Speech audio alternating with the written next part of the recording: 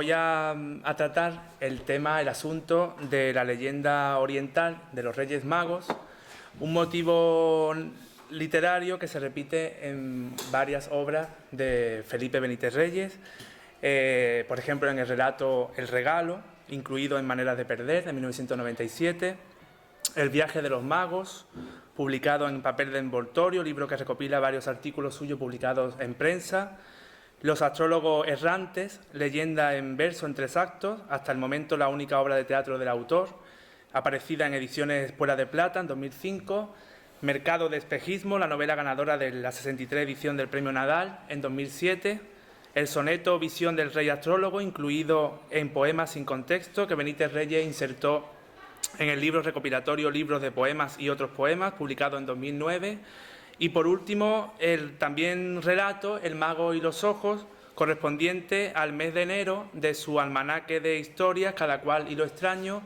del año 2013.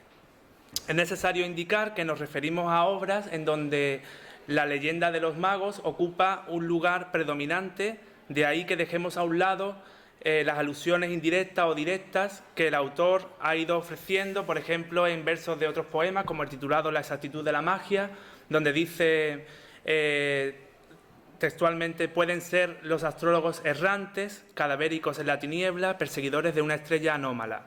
En este caso, la magia, el autor la identifica y la aprecia en las pinturas de Lorenzo Sabal, escritor chileno, pintor, director desde 1975 de la revista Litoral, una de las publicaciones periódicas de mayor referencia y prestigio en el campo del arte y la literatura, fundada en Málaga por Emilio Prados y Manuel Artola Aguirre, y que precisamente su número 229-230 fue dedicado a Felipe Benítez Reyes. Más adelante volveremos sobre estos versos, cadavéricos en la tiniebla, perseguidores de una estrella anómala.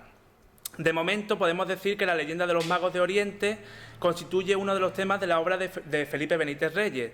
Es una leyenda, dice él, que me fascina por lo que tiene de pesadilla mágica. 3 personajes que abandonan sus reinos, se echan a los caminos detrás de una estrella cuyo significado no entienden. El fundamento de su recurrencia es lo que intentamos dilucidar en este trabajo. El interés y la fascinación de Benítez Reyes por esta milenaria leyenda le viene desde la infancia, como a cualquier otro niño arraigado en la cultura hispánica, que ha sido introducido en este ambiente mágico durante unos años por unos seres superiores en conocimiento y que generan en torno a él una trampa ilusoria, de la que saldrá por su propio pie o con la adquisición de ciertos saberes, con una sensación de frustración y a la vez de sosiego. Además, el autor comparte otras casualidades inquietantes con el asunto, como el hecho de apellidarse en segundo lugar Reyes, y dice él una coincidencia interesante, o el haber obtenido el Premio Nadal un 6 de enero, día de Reyes, fecha en que se falla desde sus inicios este prestigioso galardón con una novela cuyos personajes traman robar las reliquias de los 3 Reyes Magos, que se conservan, según una piadosa tradición, en un fastuoso relicario de oro con incrustaciones de piedras preciosas desde el siglo XVII en la Catedral de Colonia, desde algo después de 1164. Lo cierto es que desde al menos los años 80-90 de nuestra era, en que según una amplia representación de especialistas contemporáneos se dataría el Evangelio de San Mateo, el único de los 4 reconocidos por la Iglesia que habla sobre la presencia de unos magos que viajan de Oriente a Jerusalén guiados por una enigmática estrella. El ser humano se ha dejado seducir por la historia de estos hombres errabundos, dispuestos a emprender una ardua travesía regidos tan solo de su intuición hacia una dirección incierta. Del mismo modo, su representación se ha ido configurando a través del tiempo por medio de la pintura, de la escultura y, por supuesto, de la literatura. En nuestra tradición literaria encontramos varios testimonios de la leyenda, reelaboradas de acuerdo a unos determinados intereses del autor o de la época histórica en que se circunscribe el texto, como el famoso auto de los Reyes Magos medieval, o testimonio más contemporáneo como el soneto de Rubén Darío, Los 3 Reyes Magos, o la versión realizada por el poeta T.S. Eliot, El viaje de los Reyes Magos, o influenciada por este el poema de Luis Cernuda, La adoración de los magos. La trama legendaria de los magos de Oriente es conocida a la perfección por Felipe Benítez Reyes. En la novela Mercado de espejismos, el personaje de tía Corina, compañera de faena del protagonista Jacob, decide documentarse sobre tales personajes a fin de prepararse para el trabajo solicitado de robar su reliquia. El narrador, que es a su vez Jacob, expone los resultados por si pueden resultar de interés para el lector. Estos datos son extraídos de las más variadas fuentes, algunas de ellas procedentes directamente de la fantasía popular, sin ningún viso de realidad. No obstante, al mencionar en este punto el término realidad, nos atrevemos a caer en la trampa o salirnos del juego iniciado con la lectura, como precisamente indica la pregunta seleccionada que da inicio a la novela y dirigida de manera directa al lector, solicitando a su vez su admisión en el juego. ¿Jugamos un croupier a un taur o viceversa? El autor deja el papel de croupier o taur al lector, dos funciones antagónicas, pues el croupier es el encargado de situarse tras el jugador, haciendo respetar las reglas del juego de cada casino, mientras que el taur es un jugador experimentado con gran destreza para el engaño. De modo que, al solicitar el acceso del lector al juego, por medio de dicha pregunta le está infiriendo en cierto modo los dos planos en que va a encontrarse, el ficticio y el real, sin llegar nunca a resolverse cuál es uno y cuál es otro, puesto que si esto se hiciese, el juego terminaría o no habría juego. Sobre este binomio realidad-ficción volveremos un poco más adelante. El primer dato o conclusión a la que llega tía Corina y Jacob de su investigación sobre los magos es la siguiente. Aquellos magos no existieron, algo que los niños descubren en torno a los 8 años. Dejan de oír esas babuchas sigilosas que se arrastran por el pasillo durante la madrugada del 6 de enero. Dejan de oír el frufrú rígido de las capas polvorientas. De esta primera deducción, Felipe Benítez Reyes ha construido al menos dos relatos, El regalo y El mago y los ojos. Además, ambos refieren al conflicto que cada individuo presenta ante lo extraño, como describe el título de Cada cual y lo extraño, donde se incluye el último de los relatos. Para Felipe Benítez Reyes, la infancia, y cito textual, es un territorio muy espinoso, plagado de trampas emocionales, y aún no dispones de unos parámetros de conciencia para interpretar no ya tu papel en el mundo, sino ni siquiera tu papel ante ti mismo. No obstante, cuando se le ha preguntado por si hubo alguna influencia en su infancia, ya sea biográfica o literaria, que le hiciera decidirse por la literatura, la respuesta del escritor no ha sido del todo concreta en lo que respecta a las sus vivencias personales. Y ha respondido: no puedo saberlo. Desde muy niño era un lector diario de tebeos, pero no creo que eso signifique nada. En cambio, sí que resulta interesante su opinión con respecto a los recuerdos que posee de su infancia, y dice el escritor: suelen ser recuerdos sinestésicos. Mis recuerdos de infancia no son recuerdos aislados, forman más bien un todo, una secuencia narrativa un tanto abstracta. En el caso de Felipe Benítez Reyes, el asunto de los Reyes Magos jugó un papel decisivo en el despertar de su infancia, y esto es lo que se vislumbra en El regalo, en el primero de los relatos que vamos a comentar, y también de otra perspectiva en El mago y los ojos. Los dos relatos presentan a un mismo niño. En el primero va a cumplir 7 años de edad y en el segundo tiene 9, que en el primero se encuentra a punto de desvelar una de esas trampas emocionales infantiles y, por tanto, pronto saldrá del juego. En el segundo se encuentra saliendo de la ilusión. En El regalo, el niño se encuentra en su cama embargado por la emoción de la noche de Reyes y dice: me dio la impresión de que en mi cerebro estallaban pequeñas pompas de jabón muy blancas, grávidas de ilusión y angustia. En este sentido, la ilusión, que etimológicamente procede del verbo latino illudere, que significa jugar en el sentido de falsear, designa el estado del que es engañado. La irrupción de la imaginación infantil otorga una proyección sobrenatural a un plano que se presenta como real. ¿Pero qué es lo real para el autor? Teniendo en cuenta que el narrador protagonista de Mercado de Espejismo se presenta al lector con estas palabras: me llaman Jacob, pero ese no es mi nombre, como es lógico. Para ustedes, de todas formas, seré Jacob, la máscara de un nombre. El juego y ficción y realidad está activado desde el inicio, más cuando asimismo le ofrece al lector la siguiente encomienda: póngase también el antifaz, si les parece, y así nos vamos conociendo. Benítez Reyes alude a un mundo falaz, donde los sentidos son engañosos, como si estuviésemos en el interior de la caverna platónica, donde las sombras que vislumbramos no son lo que parecen. Para el escritor roteño, Mercado de Espejismo es un diagnóstico de la fragilidad de nuestro pensamiento, de las trampas de la imaginación y de la necesidad de inventarnos la vida para que ésta adquiera realidad. En este sentido, resultan reveladores los siguientes versos de Benítez Reyes. Nunca sabrás quién es quién en tu espejo confuso. Nunca verás su rostro verdadero, porque todo consiste en un fluir, y todo cuanto fluye es un enigma.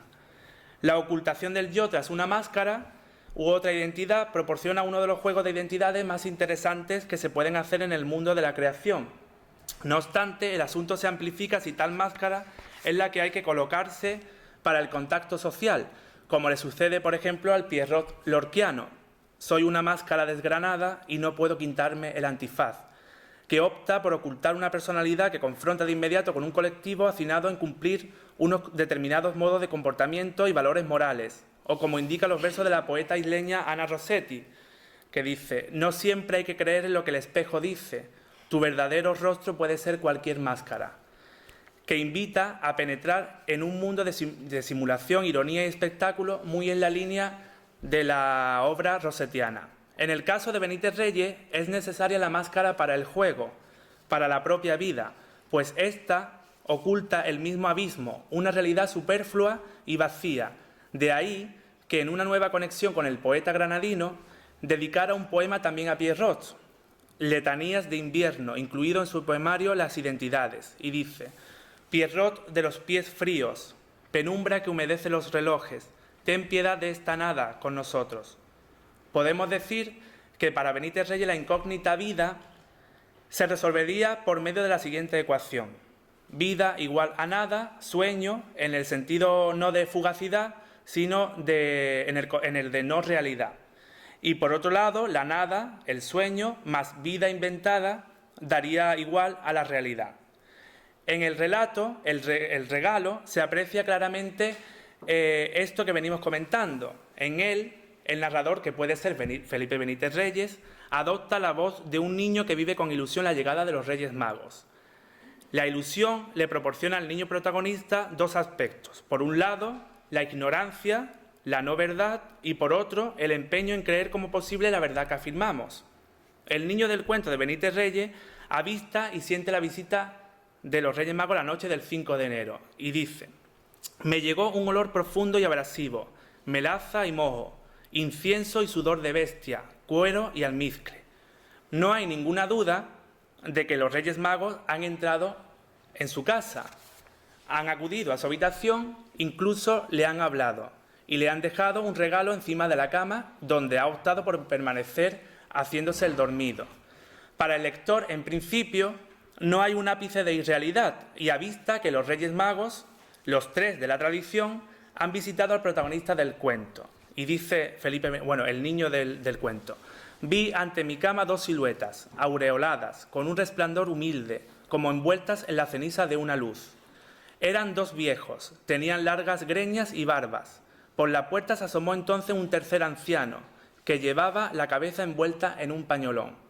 Tras la marcha de los Reyes Magos, el niño entra en un profundo sueño, y en él tiene mayor cabida esa vida imaginada.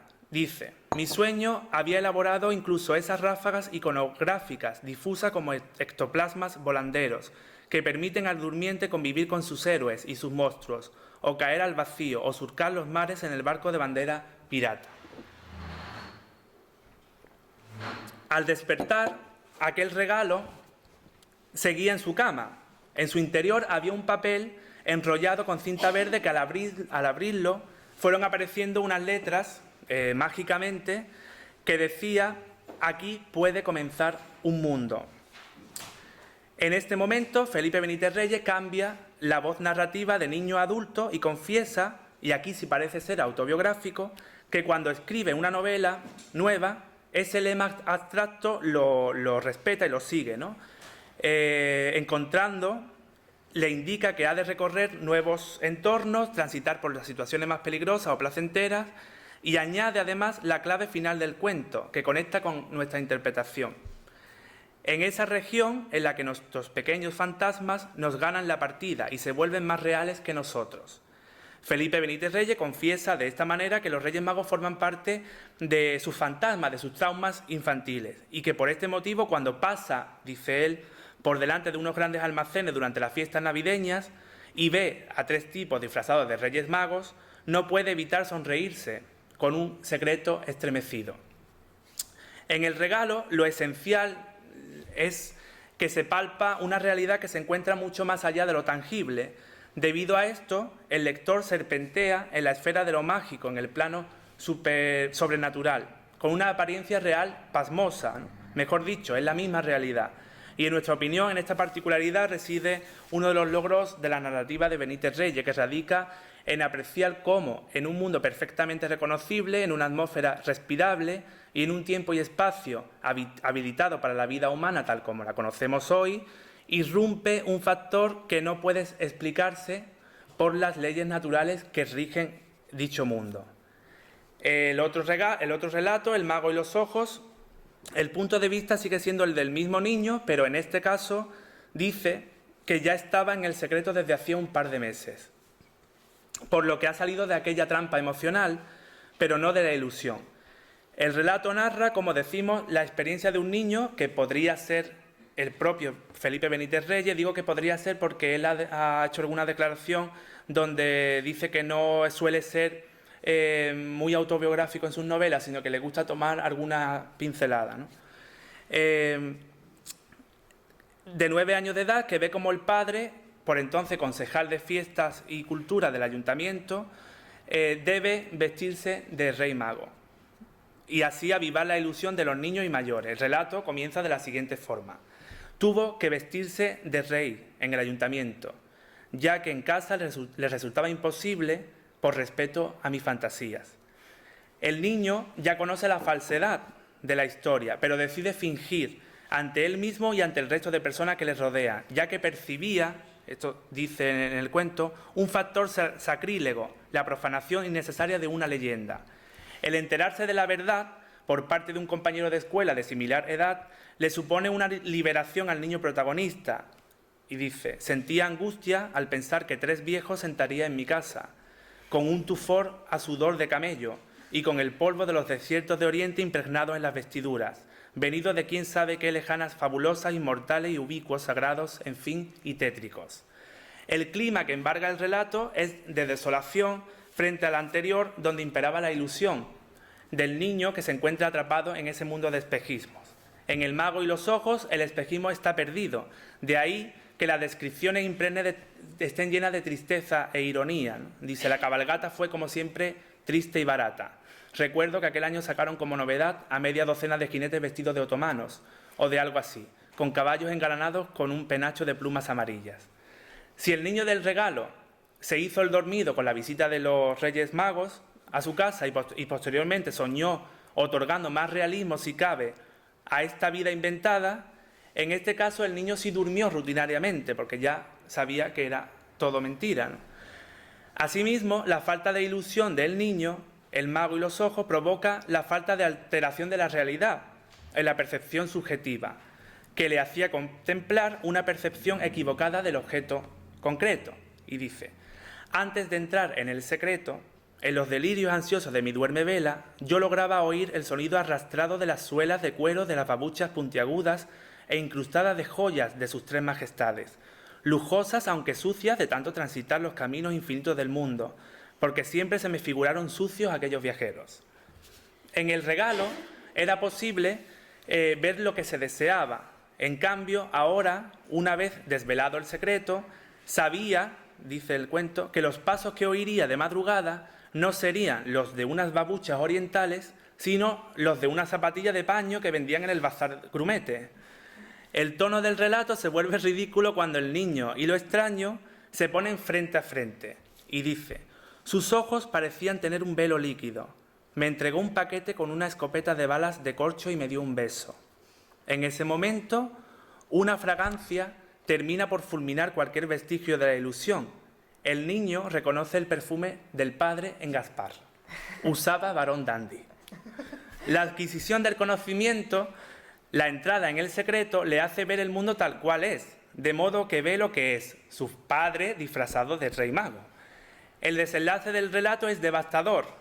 El niño se hace adulto y, en una brutal ironía del destino, el padre, antes vestido de rey mago que había visitado los hospitales con vistas a colmar de irrealidad por medio de la ilusión a los enfermos allí ingresados, es visitado ahora por su hijo en una habitación del hospital. Se encuentra el padre postrado en una cama con una mascarilla de oxígeno, próximo a morir. El niño vuelve a ver los ojos del padre y le viene a la mente aquellos otros que vio y reconoció tras el disfraz de Gaspar. Salvo que ahora, además, contempla un terror de fondo a la muerte y también a lo que ha sido su vida, ¿no? A ese error minucioso y prolongado que ya no tiene redención, dice en el cuento. El narrador adulto rescata del tiempo aquel instante que se hizo eterno. La misma idea la elabora Benítez Reyes en su poema El momento final de la noche festiva, cuando dice: si haces un balance de conciencia, un recuento de magia y libertad, verás una honda noche confusa que termina y que se graba a fuego en la memoria, pues no habrá amanecer que la destruya, ni luz que desmorone la tiniebla de esa ficción al margen de la vida. Nuevamente llegamos al concepto de la vida como nada, a la vida como sueño. De ahí que en el poema Letanías de invierno el autor implore al Pierrot: ten piedad de la nada que viene con nosotros, de la nada que huye con nosotros. Ten piedad de nosotros, por lo mucho que nunca podremos explicar.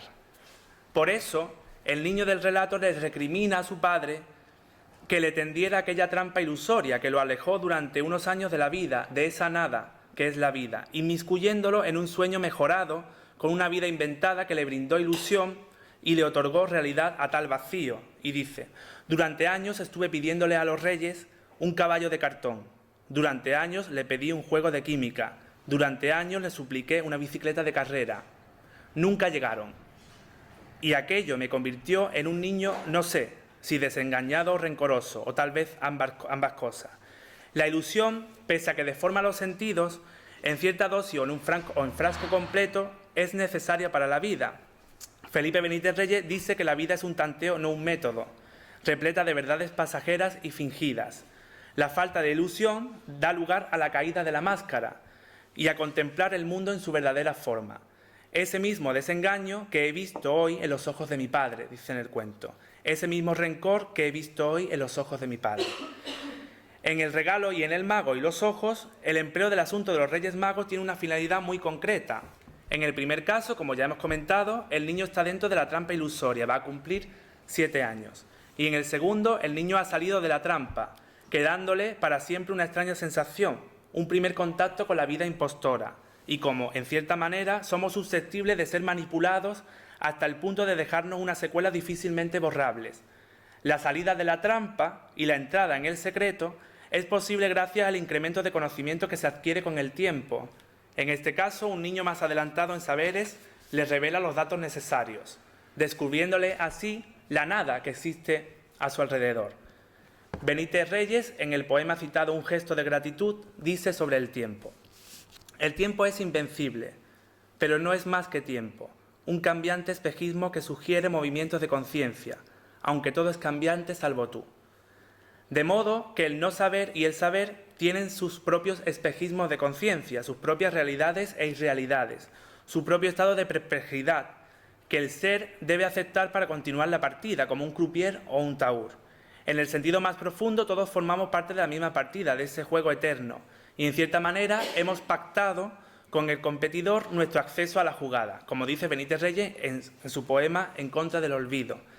Si en el pasado no fuera uno la estatua de sí mismo, en una plaza oscura y sin palomas, o el actor secundario de una obra retirada de escena, me pregunto, ¿qué sería de nosotros, que sellamos un pacto tan antiguo como el color del aire en la mañana? ¿Voy bien de tiempo? Sí, bueno. Sí. De todas las parcelas de la vida, la infancia es la más propicia para el engaño y la que al mismo tiempo cimienta muchos de los pilares sobre los que se sustentará nuestra vida. Dice Mercado de Espejismo, un aprendizaje del terror, un adiestramiento para poder pasarnos el resto de nuestra vida temblando de confusión y de miedo sin que se nos note demasiado. En el caso de los dos relatos comentados, se trataría de aquel espejismo perdido que erigió sobre una conciencia infantil la posible visita de los Reyes Magos, ¿no? La visita de unos seres fuera del tiempo, fuera de la vida de la que forma parte el niño. Sobre este universo infantil dice Benítez Reyes en un poema titulado precisamente La infancia: tu pensamiento se alza cada día, indeciso en la luz, puro en la bruma, para tomar posesión de un nuevo espacio, en la nieve sin huellas de tu tiempo. Precisamente, sin huellas de un tiempo presente, es lo que representa la figura de los Reyes Magos y también el niño del cuento El regalo, y cuando prefiere fingir el niño del mago y los ojos, tras la salida de la trampa, ¿no?, y la entrada en el secreto.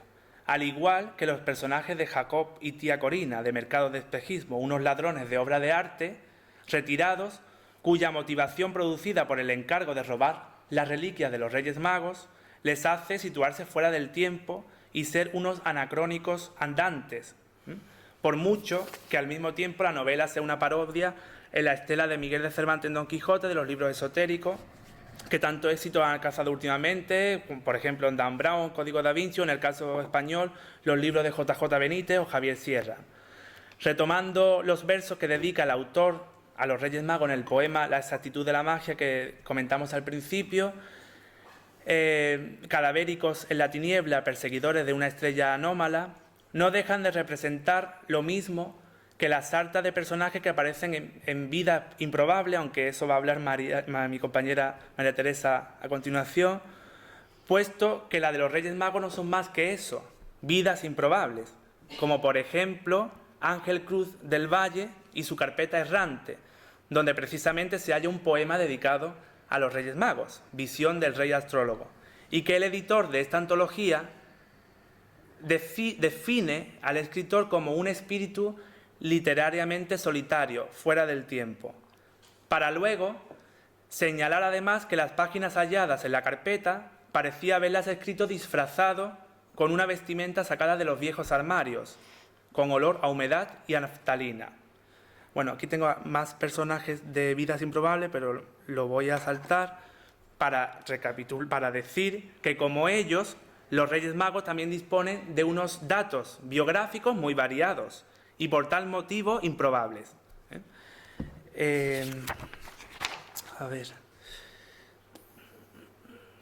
Felipe Benítez Reyes, quien ha escrito Mercado de Espejismo, es un buen conocedor sobre la figura de los Reyes Magos, o al menos tuvo que documentarse sobre ellos para realizar esta parte de la novela. Me he saltado unos datos muy técnicos, pero para no aburrir demasiado. Lo interesante es que en una novela de ficción se presentan estos datos como probables. Lo improbable está cuando pueden ser muchas cosas distintas o cuando mezclan cosas que no pueden o no deben mezclarse. Y más cuando lo que busca tía Corina y Jacob en la Catedral de Colonia son los restos de 3 Reyes Magos, una cifra completamente arbitraria, ya que en un principio nada se dice de que eran 3, sino se llega a decir que eran 12, 7, 5, hasta que alguien estableció el número 3 para simbolizar de alguna manera los continentes conocidos en aquella época, que pienso yo que cuando se descubrió América tuvo que ser un palo brutal en esta teoría.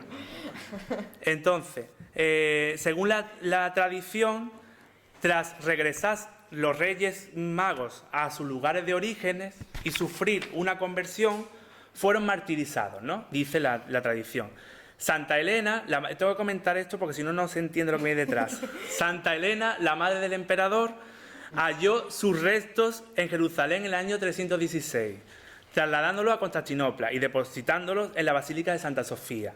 De aquí fueron llevados a Milán por el obispo San Eustorgio en el año 325 y depositados en la Basílica Románica que lleva actualmente el nombre de este obispo.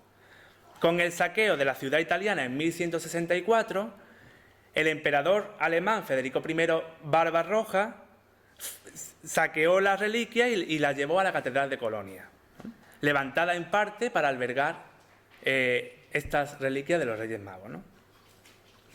Entonces, no cabe duda que tales vidas, la de los Reyes Magos, son espejismos de vida, como por ejemplo la de los personajes mencionados en sus otras novelas, pero avivan la ilusión, el engaño, y en este caso la de miles de personas en todo el mundo. Y dice Benítez Reyes: mucha gente necesita de la historia esotérica para inventarse un mundo loco y olvidarse de su realidad diaria. Del mismo modo, los personajes del mercado de espejismo poseen vidas improbables, presentadas como posibles. Por ejemplo, el padre de Jacob, el protagonista y narrador, Luis Vinuesa Martel, que destacó en la arqueología y en la egiptología, pero también en la compraventa de objetos artísticos, es decir, en la estafa, ¿no? Sobre todo cuando se trataba de falsificaciones y mercancía dudosa, pues las piezas importantes procuraba venderlas sin intermediarios. Sea como fuere, los personajes principales del mercado de espejismo caminan hacia la nada, van en busca de la nada. Dice Jacob: de una manera o de otra, mucho me temo que todos caminamos hacia la nada, aunque no falten quienes ponen en duda esta obviedad ontológica. Ellos sabrán por qué. Ellos mismos, los personajes, son nada, ¿no? Por un lado, por el empeño en robar las reliquias de los Reyes Magos, ya que este empeño había sido organizado por el padre de Jacob años antes y resuelto con éxito. Dentro del botín, o sea, vamos a ver, Jacob tenía un padre, ¿no?, que era arqueólogo y egiptólogo, y al mismo tiempo se dedicaba a traficar con reliquias y objetos de valor, pero falsos, ¿no? Entonces, este hombre ya había robado las reliquias de los Reyes Magos y le encarga a su hijo que vaya a robarla, pero no el padre, sino unos conocidos del padre. ¿Para qué le pide que vaya el hijo a robar la reliquia? Para que la venta se estimule, o sea, el comercio se estimule, que se ponga otra vez en marcha, el comercio, ¿cómo se dice?, falso. Entonces, en el caso de las reliquias, el padre había puesto las de un mono, de los años 70.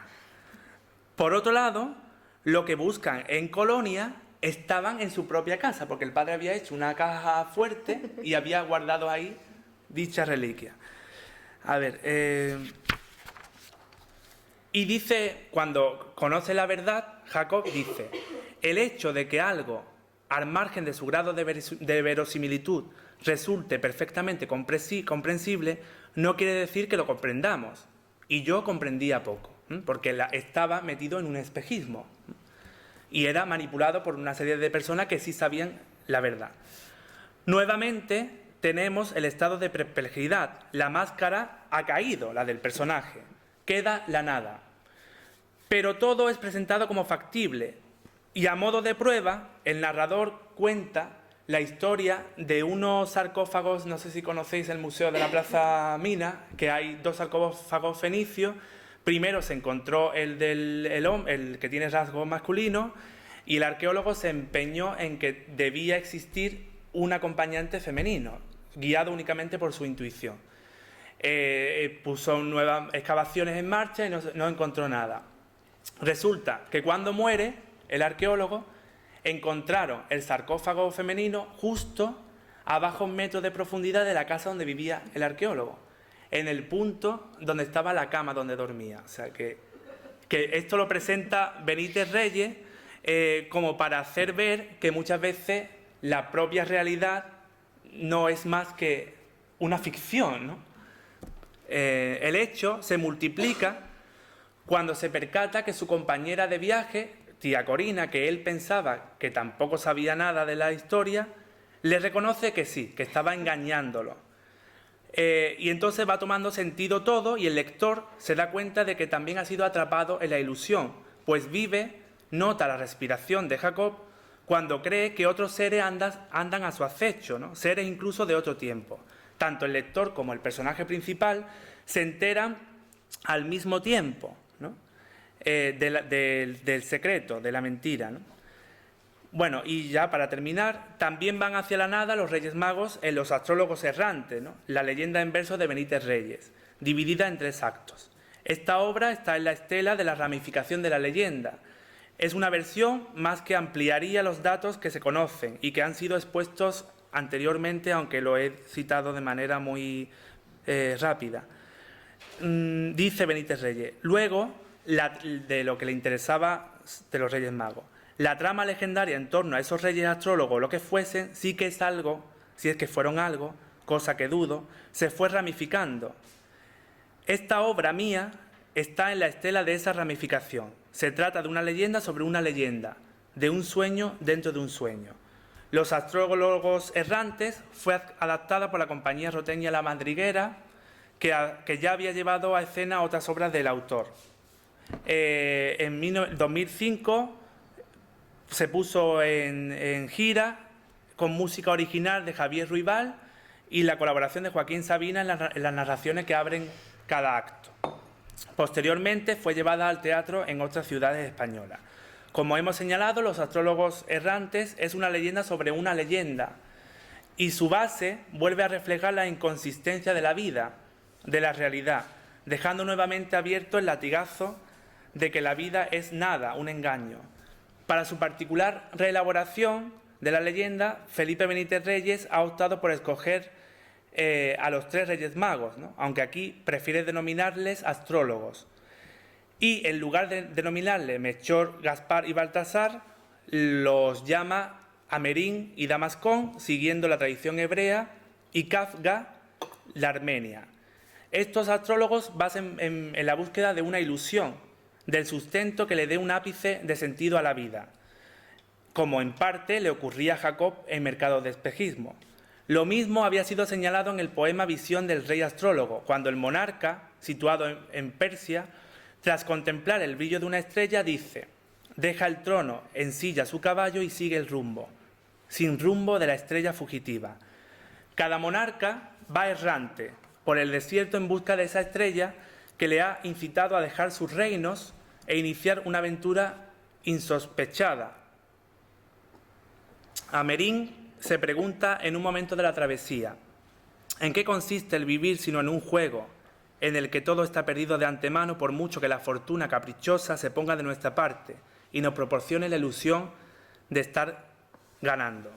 Asimismo, Kafka define el mundo como una estructura de cristal a punto siempre de quebrarse, porque en efecto es de cristal, y con esos cristales rotos nos herimos, ya que caminamos durante toda nuestra vida sobre cristales rotos.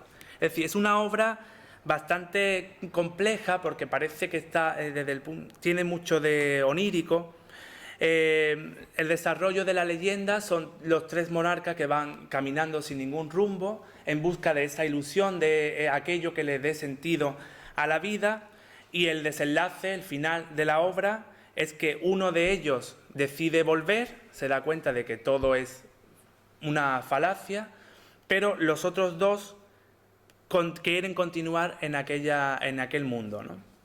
Y quedan perdidos en el tiempo. Para concluir, podemos señalar que en todos los casos analizados, es verdad que he ido comentando algunos trozos muy rápido, pero todos los casos que he puesto tienen como base que la leyenda de los Reyes Magos constituye un punto de partida, o sea, no son un eje principal, sino más bien el de llegada. Igualmente, ¿no? Son significantes que encierran como significado la banalidad de la vida, la fragilidad del ser humano, que anda en constante búsqueda de ilusiones que proyecten algo de vida inventada a esta realidad palpable. Como dice el poeta, y con estos versos termino, en valor del pasado, y sin embargo, a ese engaño debemos lo que al fin será la vida cierta, y a ese engaño debemos ya lo mismo que a la vida. Muchas gracias.